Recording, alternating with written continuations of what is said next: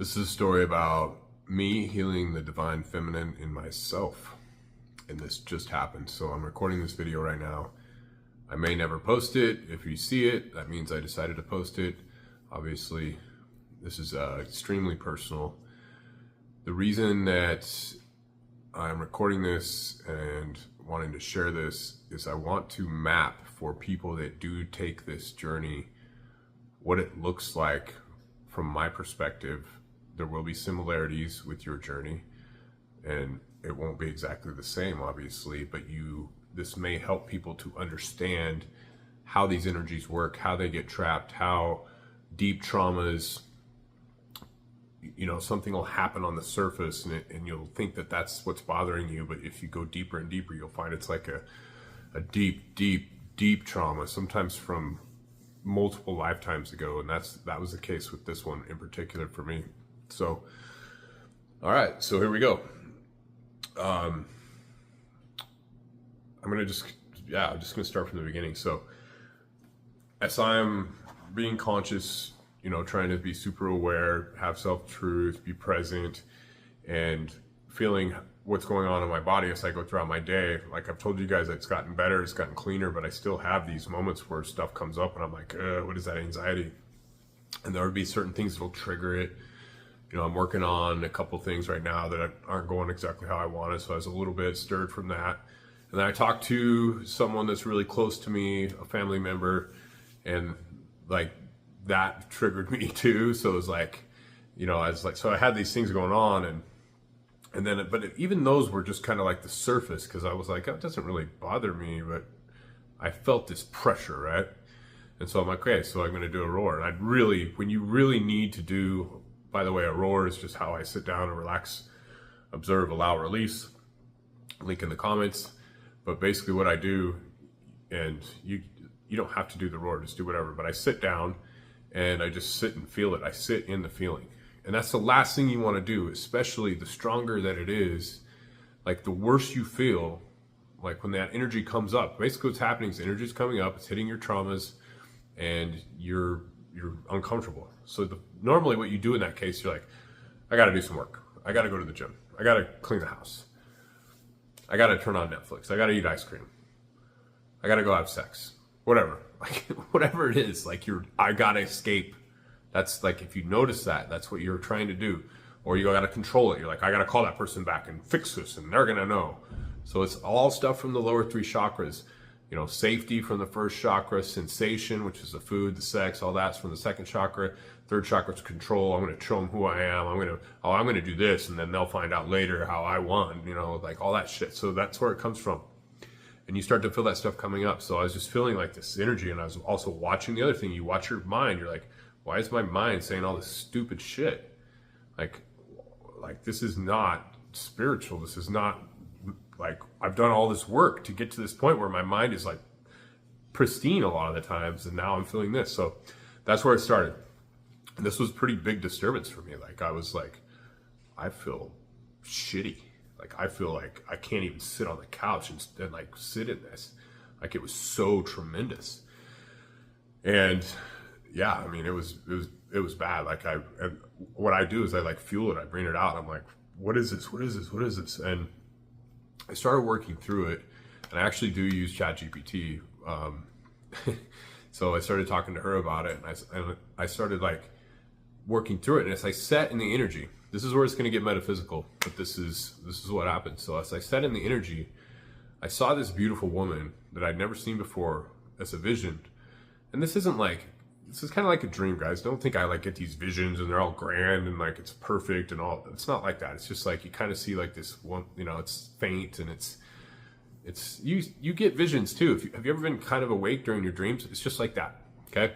So I see this woman, she comes up. I've never seen her before. She's wearing like a bikini top. She's really pretty. And she's basically like kind of tantalizing me, like trying to look sexy and, kind of like squeezing her chest together and being kind of sexual and like looking at me, and I'm like, and I thought immediately, I'm like, she's going to trick you. Don't do it. Like she's going to lure you in, and then she's going to hurt you, and you're not going to be enough. And this is how like aware I am. And this is also super vulnerable. Hold on a second. I got to do something on the stove real quick. Hold on. So anyways, you can get to the point where you're like watching yourself so closely. Like I'm sitting here as the observer in my mind and I'm watching.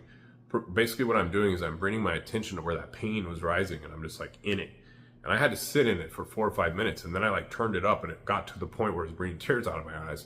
But then I started to get like the message started to come through. And I don't want you guys to listen to this and be like, well, I don't get any of that. Like you just have to sit in the pain. You have to sit in the pain and watch it for a long time. It might take 2 years. It might take 3 months. Like you just sit in the pain and basically you're doing alchemy. You're alchemizing the pain. So I sat there, I saw her, she came up, she was like trying to seduce me in a way or whatever. Maybe not like sexual, just like, you know, hey, come hang out with me, be with me. And then I was thinking to myself, like, she's just gonna look at me and then she's gonna find out about me and she's not gonna like me. And like, so all these like traumas were coming up. We're like, this is bizarre. And so I kept working through it and I remembered this 3 experiences that happened to me, and these were real life experiences. And this is kind of crazy. I can't believe I'm sharing this. I don't even know if I'm going to post this. I'm going to watch it again after I do this and be like, I don't know if I should share this, but this is the truth. And it's really kind of cool because obviously I'm a male and I'm masculine and I have pretty strong masculine. I had to heal that for a long time too. But that was healed earlier, and I'm not saying I'm done with that. I have no idea. But the feminine inside us too, and women, you also will need to heal the masculine in you, because there's a lot of, that's kind of what I'm hoping by sharing this, is that you'll see that we're mirroring on each other. Like it's a lot of the things you see in men that bother you are reflections of yourself, and that's what this story's about. So for this one, it goes pretty deep. So 3 times in my life. 2 particular ones that I'm going to share. The third one, well, I'll just share it with you. Okay, so, all right, so, yeah, this is crazy. So one time I was with this girl that was, everybody's beautiful on the inside. I start the story like that. It sounds bad. She was a beautiful girl. She's been through a lot. Okay, her life was kind of in a bad spot, blah, blah, blah, whatever, no judgment.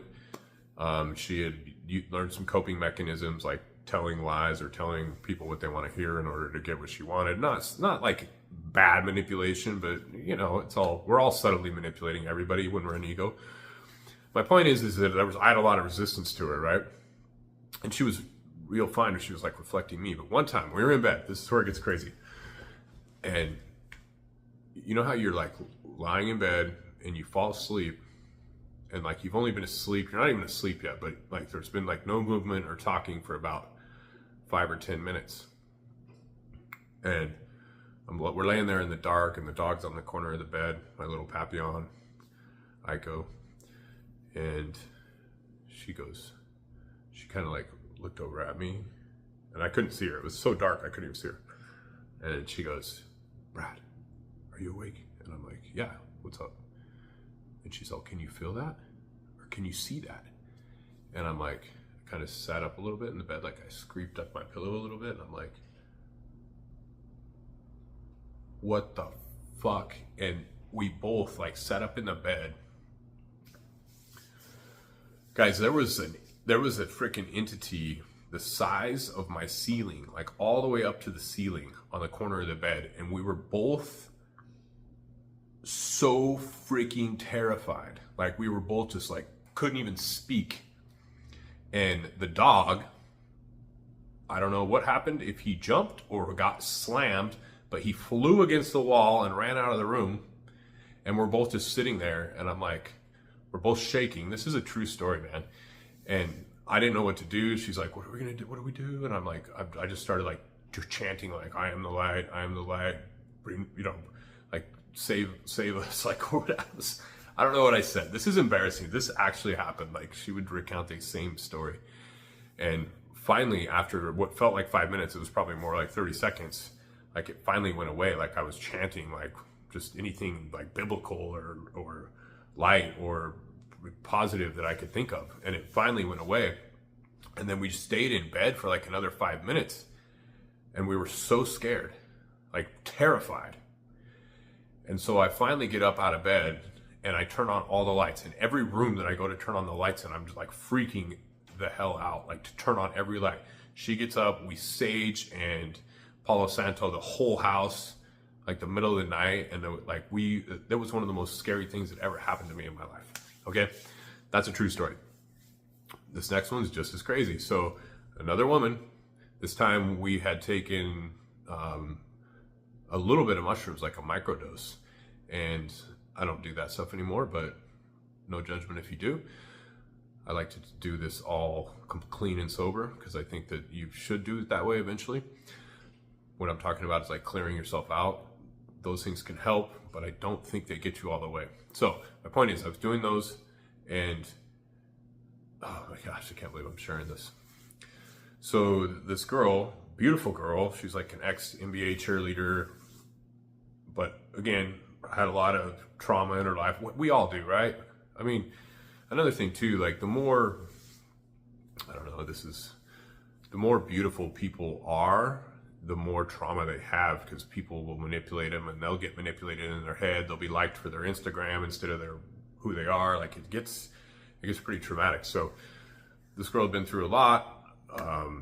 She actually had a family that judged her really hard for something she did when she was a kid. That was absolutely nothing wrong with what she did, but she was judged really hard because of the culture she grew up in, and it like imprinted her for her whole life. I'm not going to share what it is because it's personal, but it's just sad because it like truly, really fucked up her life. Like it sucks, and it was her parents that did it. So, anyways, we had eaten these mushrooms and it was kind of dark and it wasn't that dark. We were sitting in the evening on the couch and all of a sudden she's like, I don't know what's happening. And then like she turns to me and her body and head contorted like past the normal range of a body because she was sitting like facing this way and I was behind her and she's like, rah, and she looks back at me and she starts speaking in this demonic voice. And I was like, what the? I was freaked out. This is the second time this has happened to me, like total different circumstances. And I'm like, what are you doing? And then she snapped out of it. She's like, I don't know. And her voice would go from like this bad voice, like, to like this. And she's like, I'm so scared. I don't know what it is. I can't control it. And she started freaking out. And then it happened again. And it happened twice. And both times her voice it looked like her whole body changed. I'm sorry that if this is hard for people to believe, but I'm sharing this stuff because it's so freaking raw, right? And she was terrified. That was the first time she had done mushrooms. She'll never do them again. And she knew that was happening because she heard her voice change. Like she's like, I never even have sounded like that in my whole life. And so that event was very scary. Like she didn't even want to talk about it the next day. And it still freaks me out. Okay. So, and then, another gal that I dated, also like a beauty queen person, one like second runner-up Miss America, blah, blah, blah, whatever. Same thing, been through a lot of traumas, had a lot of experiences in life, and also had like this wasn't an actual demonic experience, but it was like she just had this side of her that would like, she would flip into this where she would have like the sharpest tongue you've ever heard. Like it wasn't even her. Like she would say things that were so bad, like that would just cut your soul out. Like, just like anything that you're just like, they're unfounded. And I'm just like, wow. And so I'm getting these reflections, right? And I'm just, of course, part of me, if I'm being honest, I'm like, women are crazy. Women are crazy. And we're all crazy, whatever. But you know what I mean? I'm like, I'm seeing this in these girls, and I'm like, well, they're all beautiful. They've all been through trauma. They've all had they've got these hitchhikers on them, and they're doing all this. And okay, this is where it gets crazy. So going back to my meditation today, I'm working through it, and I see. I don't know if there's any way to say this. Like, I see that those demonic reflections were pieces of me manifesting in them because of my unhealed heart. And they're essentially pieces of my power, even, if you will, that has been fragmented off of me into traumas of the past. And I'm 99% certain not even this lifetime. And so as they come back to me, I'm so afraid of that from the trauma that the way I see them is as... Just got a call, sorry. That's weird, right as I'm explaining that. The way that I see them is as a dark entity trying to enter my life because of how much fear I have. This is deep, guys, but you know when we talked about one of our videos about the handbook tire consciousness, we have these lenses and we see things not as they are. Now, the girls that were there experienced it too, but it was because of me that the actual entity was presented. And how do I explain this? Essentially, it was trying to reintegrate with me, and it was never a demon, it's just energy. And that is something else that I've learned on this pathway, is to love the darkness. I'm not saying love Satan, love demons. That's not what I'm saying. I'm saying that the darkness is where we're from. The darkness is where the light comes from. When you first start with darkness, the first thing that happens, let there be light. That's the beginning of duality. So I'm not going to go off on this, but the whole thing of the light is good and the dark is bad, neither of them are good or bad, but if you had to call them one or the other, it's the exact opposite, because light was the beginning of duality. Creation is the beginning of suffering. Okay, so there's nothing wrong with any of them. The best way to look at it is they're all part of the absolute and they're all good. But my point is that was trying to reintegrate with me, and I was so afraid of it from traumas that I wasn't even conscious of, that it presented as that. And so I allowed it to integrate. I loved it in. I went to every one of those moments and I brought it into my heart. And it was easy. It was so easy when it came back. And during this earlier in the roar, I had like this pain in my chest, like clear over on the side. Like you get these different heart pains, right? When you're healing the heart, and they're in different little areas. It's like little portals, little energy channels, little nadis is what they are. And they, NADIS, they're little energy channels, and they get blocked. And so I felt it in this certain spot. I felt that heal. I felt that feel back up. My heart feels completely integrated now. And then I saw the girl again.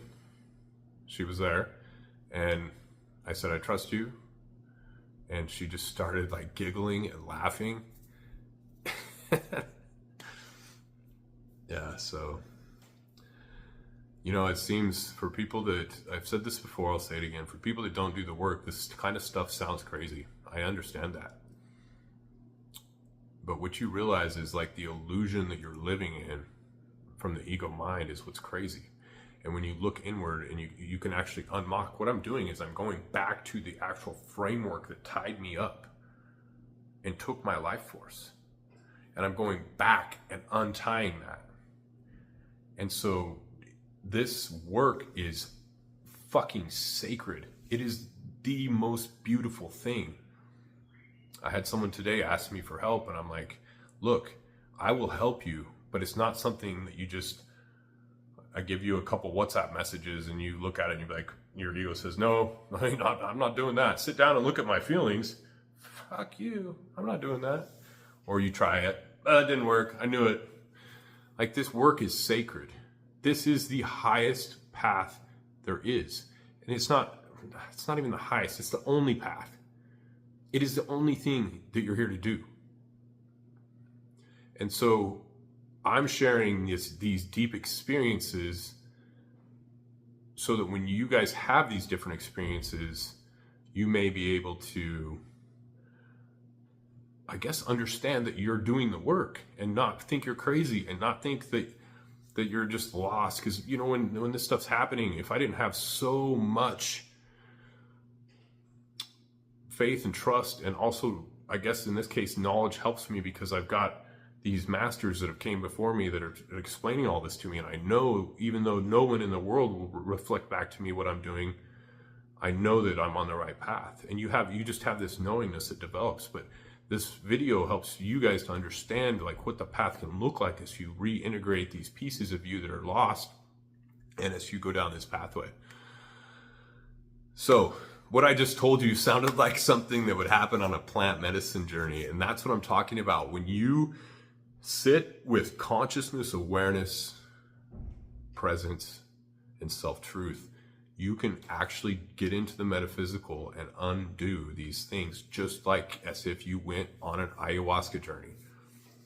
And you're doing it naturally. And you're doing it step by step. And these little pieces of you are coming back to you. The trauma is leaving. And your pathways are opening. And the energy is able to rise higher and higher. So, vulnerable share of the year award, maybe. Could you guys, if you think I was vulnerable, hit the like button. Give me a subscribe. And be true to yourself, man. Be true to yourself. Trust yourself. Know thyself. And be free.